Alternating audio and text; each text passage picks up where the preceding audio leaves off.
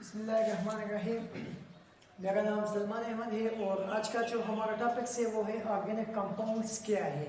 Vital force theory के बारे में पढ़ेंगे और इनके रिजेक्शंस के बारे में पढ़ेंगे और ऑर्गेनिक केमिस्ट्री के बारे में क्या ऑर्गेनिक केमिस्ट्री क्या और ऑर्गेनिक कंपाउंड क्या है। तो पहले चलते हैं कि मतलब कि ऑर्गेनिक कंपाउंड जो है ना old concept of organic compound जो है ना old concept of organic compound.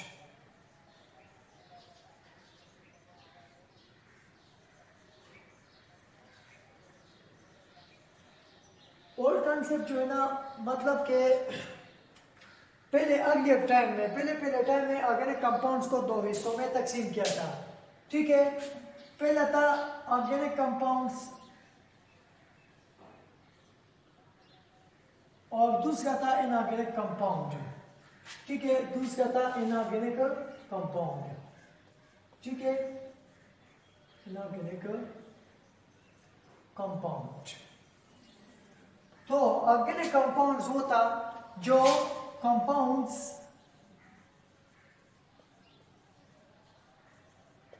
obtained from living organisms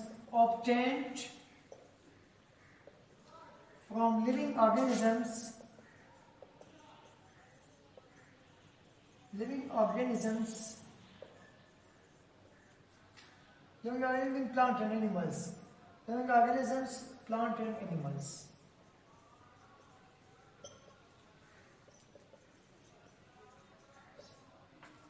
is called organic compound। ठीक है, और कंसेप्ट क्या था कि मतलब कि कंपाउंड्स को दो हिस्सों में तकसीम किया था। केमिकल कंपाउंड्स को दो हिस्सों में तकसीम किया था। तो मतलब कि कंपाउंड्स जो प्लांट और एनिमल से लिया जाता है उनको ऑर्गेनिक कंपाउंड्स कहा जाता था। जैसे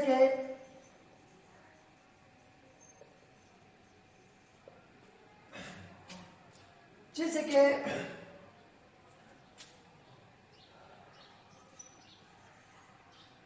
sugar, alcohol, oxalic acid, alcohol, citric acid, ठीक है, इनको प्लांट से लिया जाता था। ठीक है, और यूरिया और फैट्स,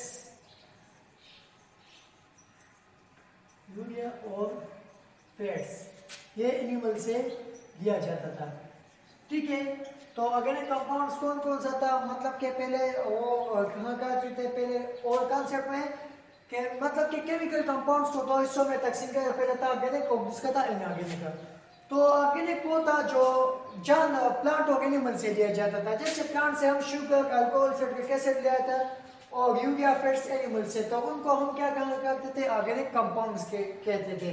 ठीक है, और इनऑर्गेनिक कंपाउंड्स वो कंपाउंड होते थे those compounds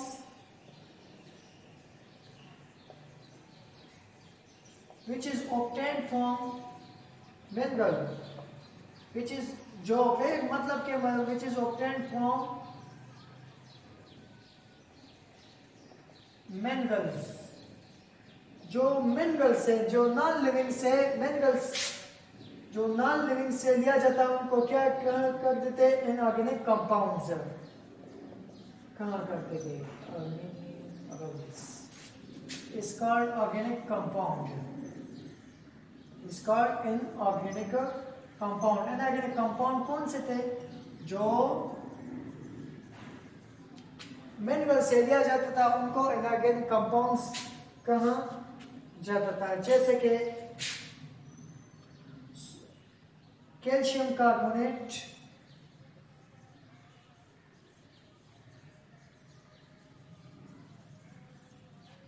CaCO3, sodium chloride,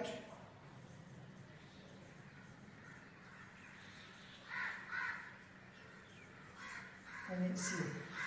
ठीक है, तो ये कौन से थे मतलब कि ये जो है ना ये लाइमस्टोन, लाइमस्टोन, ठीक है, चूने का पत्थर। और ये जो है ना मतलब कि ये जो है ना रॉक ऑफ सॉल्ट्स थे, ये rock of salt, rock of salts. तो ये हमारे पास जो है ना मतलब कि केमिकल कंपाउंड्स को दो हिस्सों में तकसीम किया जाता है। पहला था ऑर्गेनिक कंपाउंड्स, दूसरा था इनऑर्गेनिक कंपाउंड्स। तो ऑर्गेनिक कंपाउंड्स वो कंपाउंड होता है जो प्लांट्स और एनिमल से लिया जाता था, उनको क्या करते थे, इनको ऑर्गेनिक कंपाउंड्स जैसे कि शुगर, अल्कोहल, सिट्रिक एसिड, ये प्लांट से लिया जाता था। और यूरिया और फैट्स जो ये है ना एनिमल से लिया जाता था। तो वो कंपाउंड्स जो अब आते हैं अनऑर्गेनिक कंपाउंड्स, तो वो कंपाउंड जो मतलब कि मिनरल मदनियात से लिया जाता था, जो नॉन लिविंग था, तो उनको क्या किया जाता है, इनऑर्गेनिक कंपाउंड्स कहा जाता था। जैसे कि कैल्शियम कार्बोनेट, लाइमस्टोन है, चूने का पत्थर, CaCO3 है, ठीक है। और सोडियम क्लोराइड जो टेबल सॉल्ट से, तो उनको रॉक ऑफ सॉल्ट से लिया जाता था, तो उनको इनऑर्गेनिक कंपाउंड्स का नाम दिया था, ठीक है। अब चलते हैं वाइटल फोक्स थ्योरी क्या है चीजें, ठीक है। तो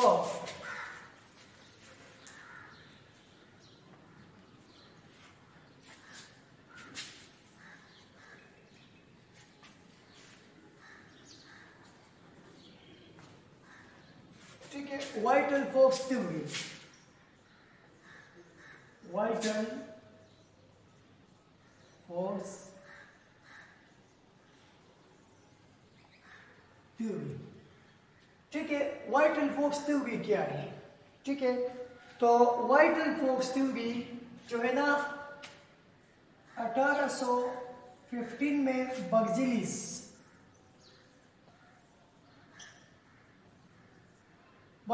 ने एक थ्योरी पेश किया था कि प्लांट और एनिमल जो है ना एक सुपरनेचुरल फोक्स है, और इस फोक्स को क्या कहते हैं, वाइटल फोक्स। और इनको फिर क्या कहा, वाइटल फोक्स थ्योरी कहा, ठीक है। तो वाइटल फोक्स थ्योरी कहता है कि ऑर्गेनिक कंपाउंड जो है ना ये हम लेबोरेटरी में तैयार नहीं कर सकते, बल्कि उनको लिविंग ऑर्गेनिज्म से लिया जाता है, ठीक है। ये कहते हैं कि according to this theory, according to this theory, इस थ्योरी के मुताबिक, ठीक है, according to this theory that organic compound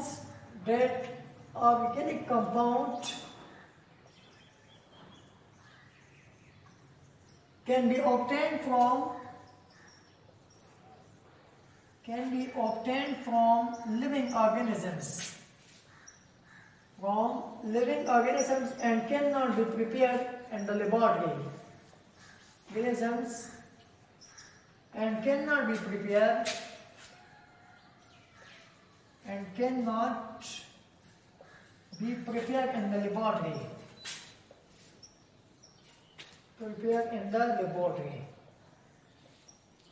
कि इनको हम लेबोरेटरी में तैयार नहीं कर सकते हैं, ठीक है। तो 1815 में बर्जिलिस जो है ना उन्होंने एक थ्योरी पेश किया था, और उनको कहा था कि जो लिविंग ऑर्गेनिजम्स है उनमें एक सुपरनेचुरल फोर्स है, और उन फोर्स को क्या कहा, वाइटल फोर्स है। और ये जो थ्योरी क्या है, तो ये थ्योरी बयान करते हैं कि जितने भी ऑर्गेनिक मतलब कि ऑर्गेनिक कंपाउंड्स जो है ना, ये अगली कंसेप्ट था कि ऑर्गेनिक कंपाउंड्स को हम लेबोरेटरी में तैयार नहीं कर सकते, बल्कि उनको हम जानदार प्लांट और एनिमल से हासिल कर सकते हैं, ठीक है। अब इनका रिजेक्शंस कैसे आया, ठीक है। तो उनको मतलब कि एक नेक्स्ट साइंटिस्ट था जो है ना उनका अब चलते रिजेक्शंस की तरफ के इसका रिजेक्शंस कैसे आया, ठीक है। तो रिजेक्शंस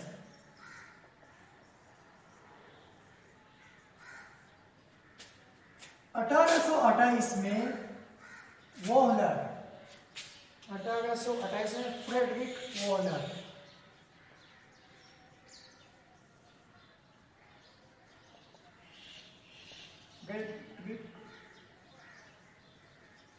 फ्रेडरिक वॉलर जो है ना उसने यूरिया तैयार किया था अमोनियम साइनाइड से लेबोरेटरी में।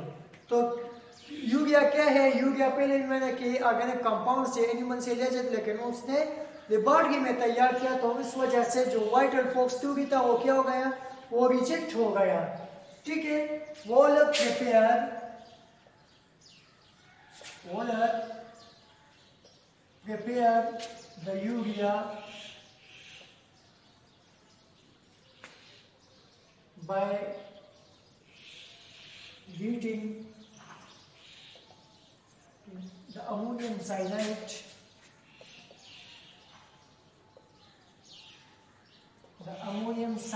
in the laboratory.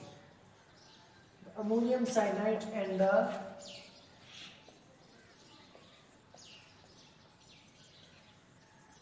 लेबोरेटरी। ठीक है, इसने क्या किया, इसने अमोनियम साइनाइड को हीटेड किया और इनसे क्या प्रिपेयर किया, यूरिया, और किस चीज में, लेबोरेटरी में। ठीक है, तो अमोनियम साइनाइड NH4 OCN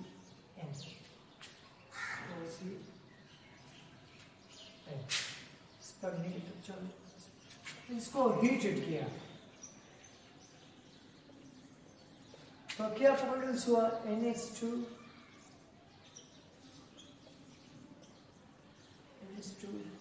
तो ये है। ठीक है, तो ये अमोनियम साइनाइड था।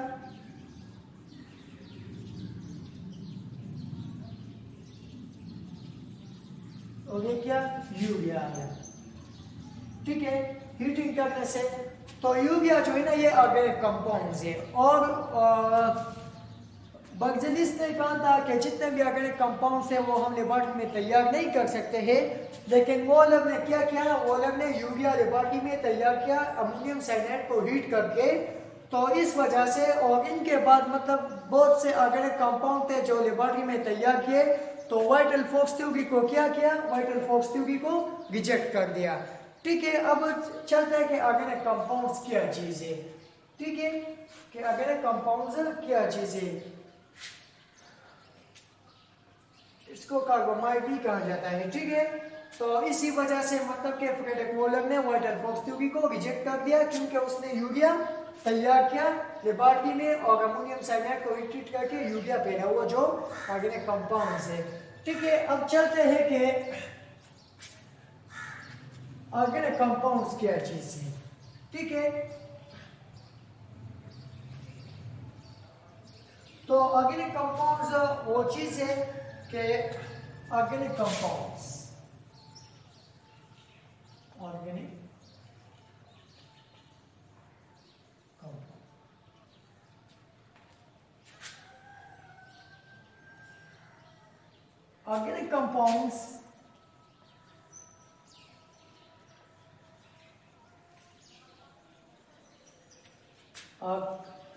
carbon containing compound is carbon containing compound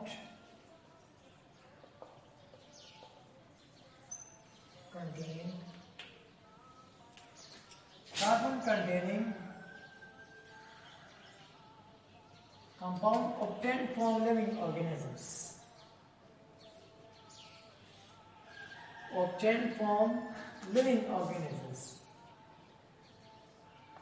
ठीक है, कि ऑर्गेनिक कंपाउंड्स क्या चीज है जिसमें कार्बन हो और उनको हम लिविंग ऑर्गेनिज्म से ले तो उनको ऑर्गेनिक कंपाउंड्स है। ठीक है, या ये डिफिनेशंस भी ठीक है कि carbon containing compound is called carbon containing compound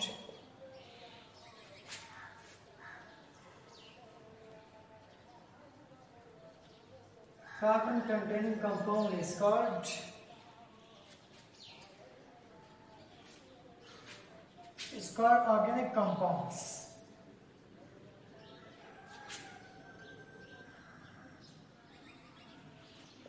accept मासेवाई।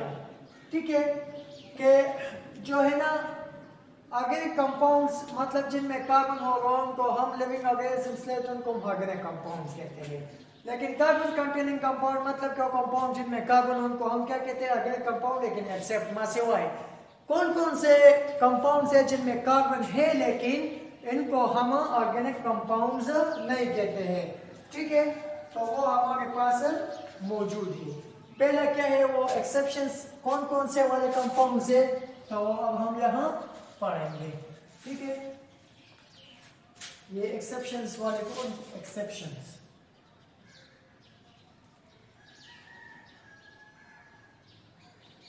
Substance वाले कौन कौन से हैं?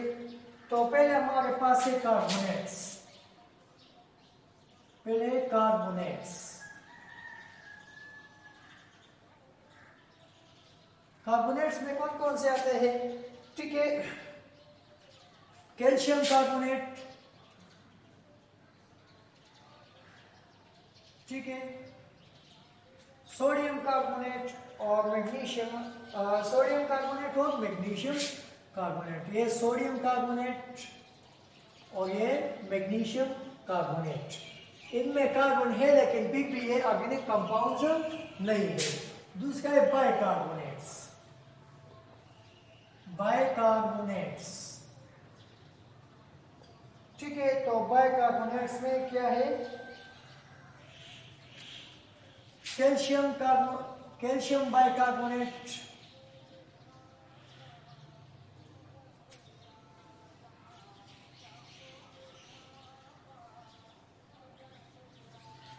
ठीक है,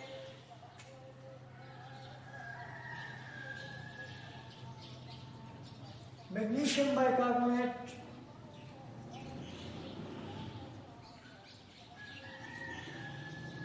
ठीक है, calcium carbonate, magnesium carbonate, sodium carbonate,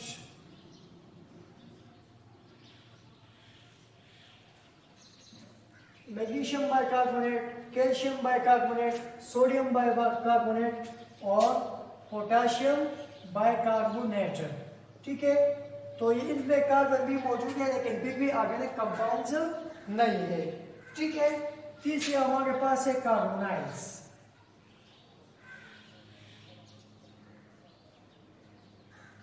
carbonyl, ठीक है। तो कार्बोनाइल में क्या है? टेट्रा कार्बोनाइल निकल, पहला है टेट्रा कार्बोनाइल, टेट्रा कार्बोनाइल निकल,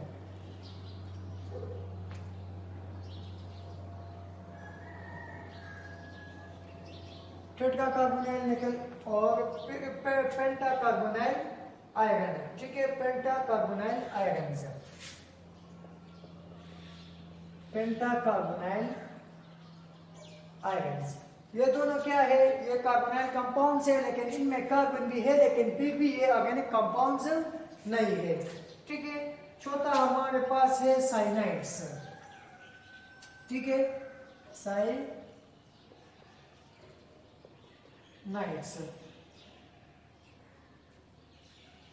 तो पहले अमोनियम साइनाइड, ठीक है, अमोनियम साइनाइड और फिर है पोटेशियम साइनाइड, ठीक है। तो इनमें कार्बन है लेकिन फिर भी ये ऑर्गेनिक कंपाउंड्स नहीं है, ठीक है। पांचवा हमारे पास है साइनाइड्स, साइनाइड्स,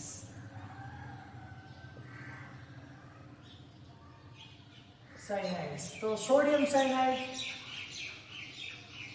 ठीक है, सोडियम साइनाइड्स और दूसरा हमारे पास है पोटेशियम साइनाइड्स एटसेट्रा, ठीक है। तो ये क्या है? इनमें कार्बन है लेकिन ये क्या है? ये ऑर्गेनिक कंपाउंड्स नहीं है, ठीक है। फिर है हमारे पास सल्फाइड्स,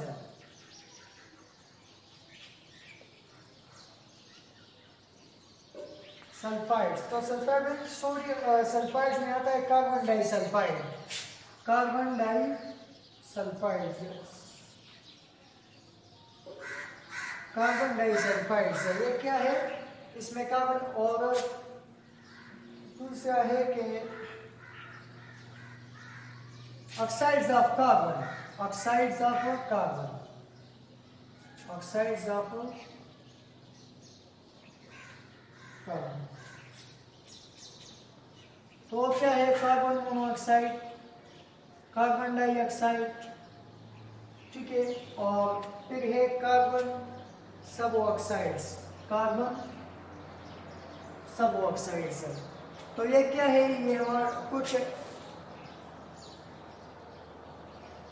एलॉयज भी है, मतलब कि स्टील से कैल्शियम कार्बाइड, सिलिकॉन कार्बाइड्स, ठीक है। तो ये कौन से और भी है, मतलब कि आता है, लेकिन यह जो है ना कि इसमें कार्बन भी मौजूद है सारे में, कैल्शियम में calcium carbonate, sodium magnesium carbonate, calcium bicarbonate, magnesium carbonate, sodium bicarbonate, potassium bicarbonates, और ये जो है ना कार्बन, टेट्रा कार्बन निकल और पेंटा कार्बन कार्बोनाइल आयरन और टेट्रा कार्बोनाइल निकल से, ये जो है ना ये अमोनियम साइनाइड से और ये पोटेशियम साइनाइड से, ये सोडियम साइनाइड से और ये पोटेशियम साइनाइड से, ये कार्बन सल्फाइड से। ठीक है, तो इसमें carbon dioxide, carbon monoxide etcetera allied steels जो है ना इतने, इसमें सारे कार्बन्स मौजूद है, लेकिन फिर भी ये क्या ऑर्गेनिक कंपाउंड्स नहीं है, इनको ऑर्गेनिक कंपाउंड में शामिल किया। इसके अलावा जितने भी है तो इनको हम क्या कहेंगे, इनको हम ऑर्गेनिक कंपाउंड्स कहते हैं। ठीक है, अब चलते हैं कि ऑर्गेनिक कंपाउंड्स का मॉडर्न डेफिनेशंस क्या है। ठीक है, तो मॉडर्न डेफिनेशन जो है ना ऑर्गेनिक कंपाउंड्स का, तो वो है हमारे पास मतलब कि carbon and the study of carbon and hydrogen and there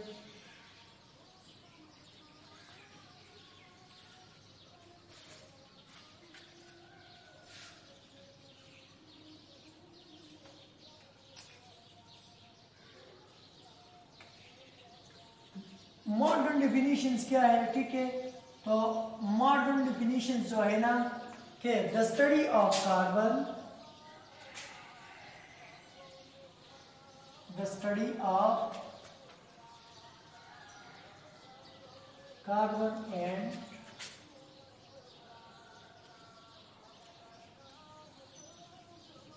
and hydrogen is called hydrocarbons.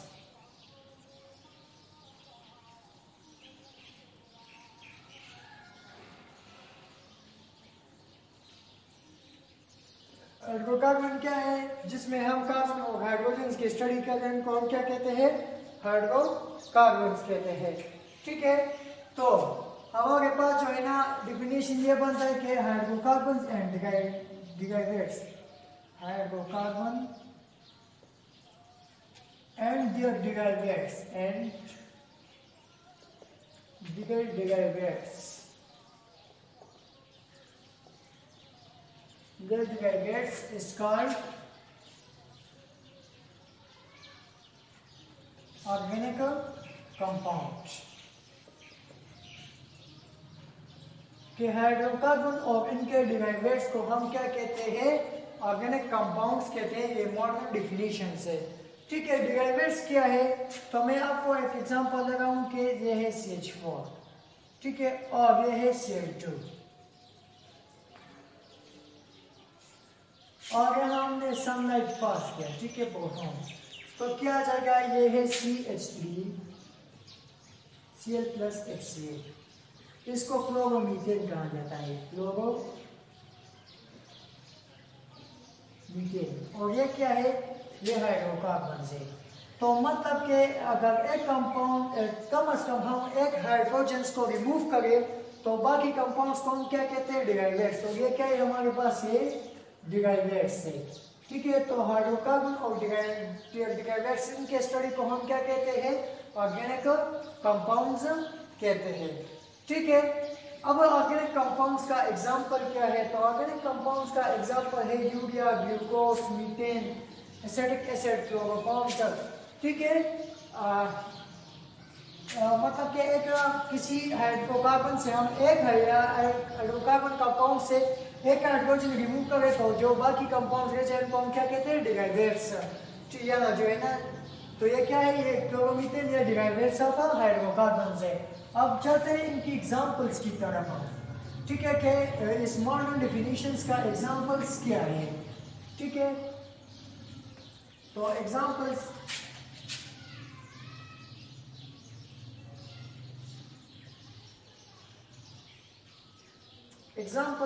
क्या है हमारे पास। ठीक है, तो एग्जांपल्स जो है ना, पहला एग्जांपल मैं बताऊंगा कि पहला एग्जांपल्स है यूरिया। यूरिया क्या है, ये ऑर्गेनिक कंपाउंड है, ये है NH2,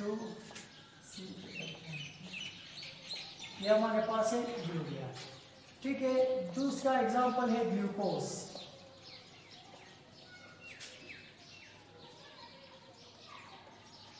तीसरा एग्जाम्पल है मीथेन।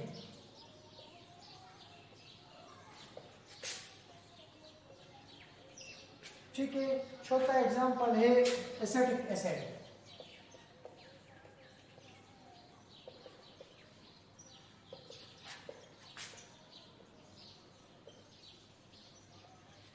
ठीक है, पांचवा एग्जाम्पल है क्लोरोफॉर्म।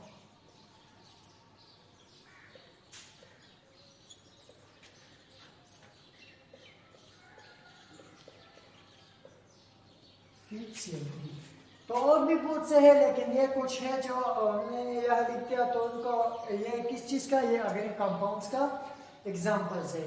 ठीक है, तो ये आज का हमारा लेक्चर था जिसमें हम ऑर्गेनिक कंपाउंड्स का मॉडर्न डिफिनीशंस और ओल्ड कंसेप्ट्स वाले डिफिनीशंस, वाइटल फोक्स थ्योरी और इनके रिजेक्शंस के बारे में, और ऑर्गेनिक कंपाउंड्स जो कि अर्लियर कंसेप्ट है उनमें कौन से थे जो मतलब एक्सेप्शंस थे, लेकिन मतलब के कंपाउंड्स में कार्बन थे लेकिन पीपी हाइड्रो उनको ऑर्गेनिक कंपाउंड्स नहीं कहते, तो वो भी पढ़ा है। तो ये आज का हमारा लेक्चर्स था। तो इंशाल्लाह फिर मिलेंगे नेक्स्ट वीडियो में। अगर आप लोगों ने अभी तक हमारा चैनल एमएल एजुकेशंस को सब्सक्राइब नहीं किया है तो प्लीज़ एमएल एजुकेशंस को सब्सक्राइब करें, लाइक करें, ताकि हमारे हर नई आने वाली वीडियोस आप तक पहुंच सके। Thank you.